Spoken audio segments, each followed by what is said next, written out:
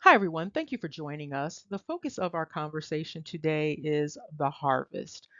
The harvest is another way of saying gathering. And there are many things that one can gather. What we are going to be gathering today is knowledge, understanding, and hopefully wisdom from that knowledge and understanding. We're going to be focusing on the book of Revelation. Yes, the book of Revelation and the infamous number 666. We're going to start off with reading the relevant scripture, and then we're going to go down through the analysis of this relevant scripture, and you're going to see where we're going to end up. So let's get started on the reading. Before we get started, however, I'm going to ask you to remember to screenshot each page and reduce it to hard copy. So we're going to be looking at the KJV and then the NIV. Some people, of course, will tell you to avoid the NIV. However, they don't really have a good understanding of what's going on and why you should sometimes use the NIV for understanding. So we're going to start off with KJV. We're at Revelation 13:18. Here is wisdom. Let him that hath understanding count the number of the beast, for it is the number of a man, and his number is 666. Okay, so that's written out in words. We're going to look at the NIV. This calls for wisdom. Let the person who has insight calculate the number of the beast, for it is the number of a man. That number is the number 666. And so, what we are focusing on today is this number 666, the identity of the beast, the identity of the man who has the number 666. If you have been following our discussions for a number of years now, and the recent discussions, you might have already come to the conclusion that the beast is Seth. Seth, Set is the beast, and the number for Set and Seth is 6 in all of its forms. We are now going to look at some depictions of this Therion, this beast-like creature that is also a chimera. And so what you have here is a depiction of the Baphomet. This is a depiction of Set or Seth. And here we have another interesting depiction. This is also a representation, that chimeric representation of a beast that is Set or Seth. Now, these entities go by various names. And what's also very interesting about Set and Seth is that this name is replicated in so many different ways, in so many forms, that you might not readily recognize that the entity that you are looking at is Seth or Set, or the reference is about Seth or Set. But that's what we have here with these interesting chimeric entities. And here we have yet another stand-in for Set or Seth. So referring back to the book of Revelation, we have this number. The number is Seth's name. Seth's name is 6, okay? And so the number 6 is the number of a man, and that man is Seth or Set.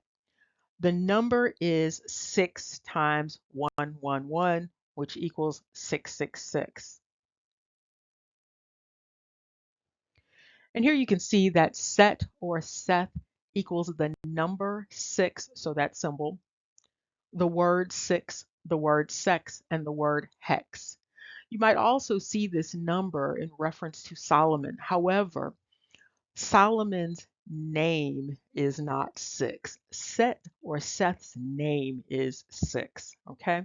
So Seth or Set equals 6 times 1, 6 times 1, 1, 6 times 1, 1, 1.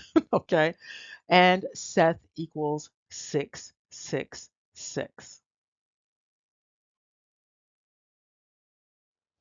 As indicated, Seth or Set is known by a number of names. And so you might see these stand ins for this name, Set or Seth. Some of them are obvious, some of them not so obvious. So there is a lot of obscuring of this Set or Seth identity. We have already discussed the fact that Set or Seth is also known as Satan.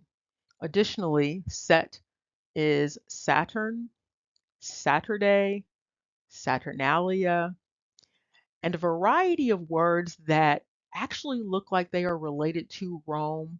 It's not completely clear that that's what's going on, but that's what appears to be going on.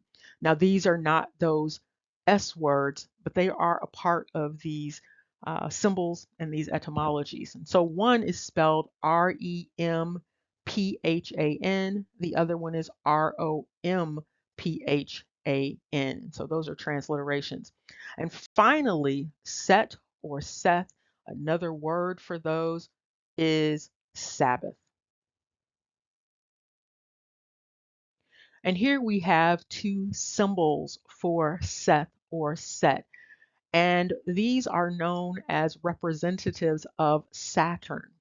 And so you can see one type of star on the one side, and then on the other side, you see another type of star. So you see the 5 points, and then you see the 6 points, and then you see the symbols that are associated with both. Now, the one on the right-hand side is more directly understood as related to Seth or Set or six. However, the other one on the other side is also a part of this talisman of Saturn. There are some additional numbers and symbols that you might see that are signs signifying Set or Seth or 666. You might see the sigma, which is 18. And 18, of course, is 6 plus 6 plus 6. You might also see a reference to 6 times 6 times 6, which is 216. And so these are the symbols for sigma up at the top. And so you might see those being played out as representations of these multiples of 6 or Set. And additionally, you might see these words or symbols for Set or Seth. You might see what is known as the stigma, and that's the one on the left-hand side, in addition to the 6, the word sex, the word hex, and ultimately the letter X. And so here we're just going to look at what you might see if you see these multiples of these representations of Set or Seth or Satan.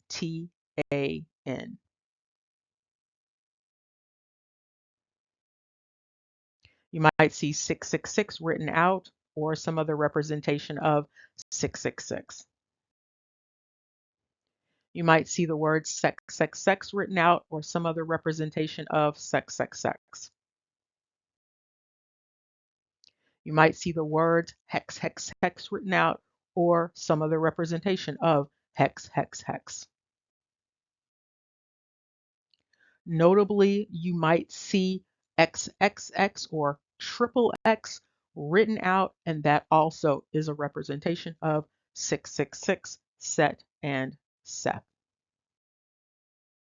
And here are Hebrew symbols that represent 666. Remember those flaming crowns that we talked about? Okay, so those flaming crowns represent Set, Seth, Satan, okay? And this is what it looks like when it is written out. And here you can see some interesting transliteration dynamics with respect to the Hebrew and this 666. Make note of the one at the bottom. It's very interesting. Now the number 666 is represented by a symbol that is known as the stigma. Stigma is also represented by that X, if you recall from a long time ago when we discussed that. And so stigma, stigma, stigma is another representation of 6, 6, and 6. And here you can see the actual symbols from the Greek alphabet for stigma, stigma, stigma. I'm just going to quickly look at what stigma is in relation to the Greek Strong's Concordance entry.